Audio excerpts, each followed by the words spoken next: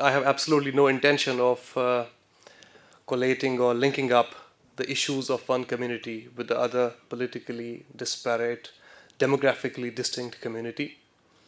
These are two politically distinct communities, and I have absolutely no intention of linking the political issues of Kashmiri Muslims with Indian Muslims.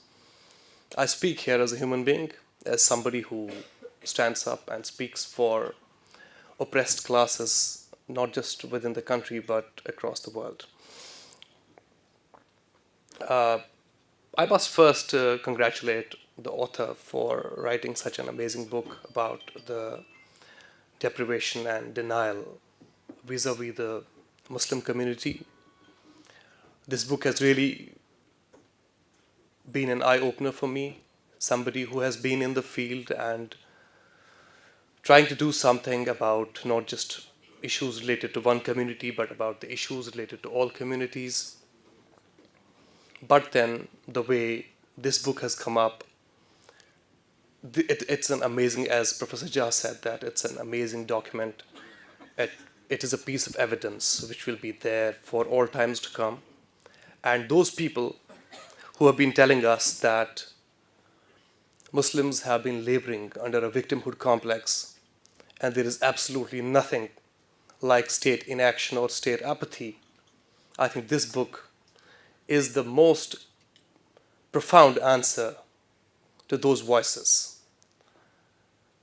There are three approaches to problems of oppressed classes in India today. One is that when you talk about the issues related to oppressed classes, people will tell you that, oh, but Muslims are laboring under a victimhood complex. But they're victims. When I resigned from IAS, you know what people said? People said this reinforces the victimhood complex. The problem today is that when victims speak for themselves, they are told to shut up. There's absolutely no space for the victim. When he says, come on, I have the evidence to tell you that whatever diagnostics were applied in previous years, whatever reports have been written, whatever data is available, here is the data. There is deprivation, there is problem. The socio-economic indicators of the oppressed classes are bad. People will say, no, you should not say this. This goes against the nationalistic, the pro kind of things narrative. This doesn't suit us. So I think with my resignation also and with the book, Mr. Rahman Bhai, what we have been trying to say is that when we speak for ourselves and when we speak for others as well, it's not necessarily that we are trying to reinforce the victimhood narrative. These are very genuine voices and they need to be heard. Second important thing is that when you talk about Muslims or other communities as well, you will get to hear that the problem is with Muslims. The problem is not with the state. Muslims are backward because Muslims do not want to go to school. Muslims are backward because they do not want to get educated. They do not want to get involved with the mainstream. They do not want to engage in the political processes. They are a divided lot. I think this is one more way of kind of shifting the onus onto the community. When you talk about Kashmiri Pandits, people say, oh, Kashmiri Pandits are not victims.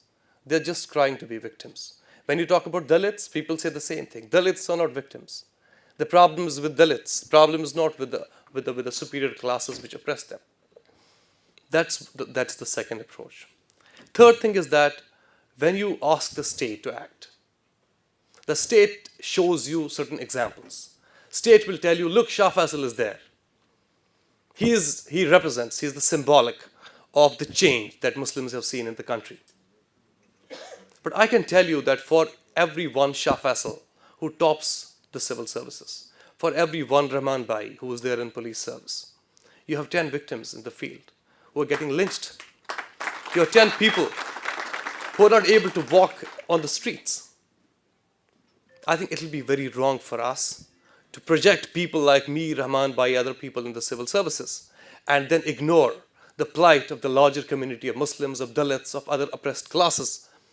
When you talk about Dalits today, people show you, oh, you have the president, he's a Dalit.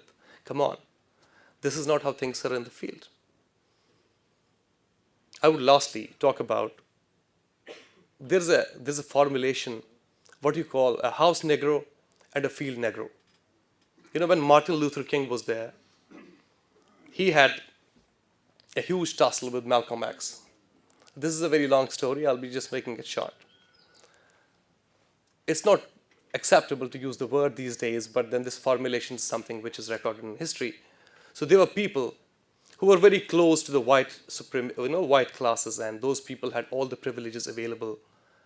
They used to live within the houses of the white people. They were people who were closer to power centers, but they were black people.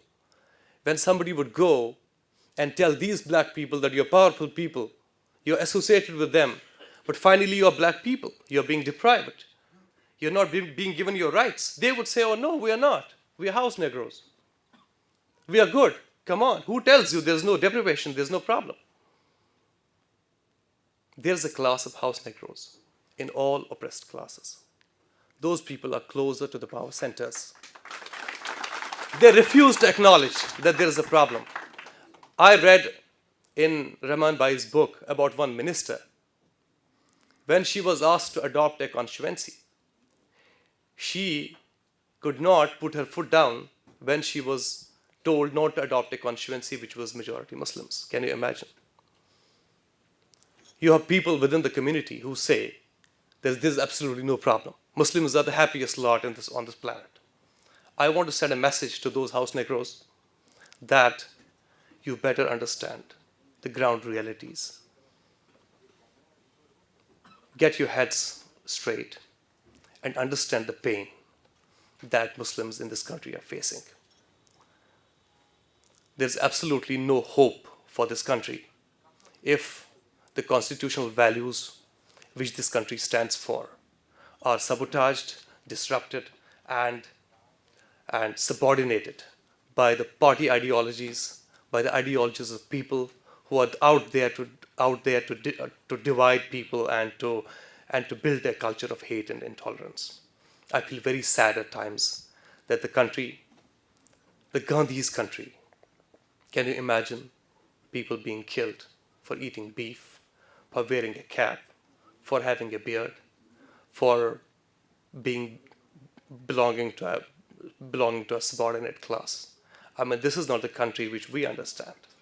I wish the way Rajasthan, Madhya Pradesh, and Chhattisgarh, they have reinforced our hope in the democracy, that the bad times are there not to last for long. I hope that in coming years, the rest of the India also shows the way, and these bad times go.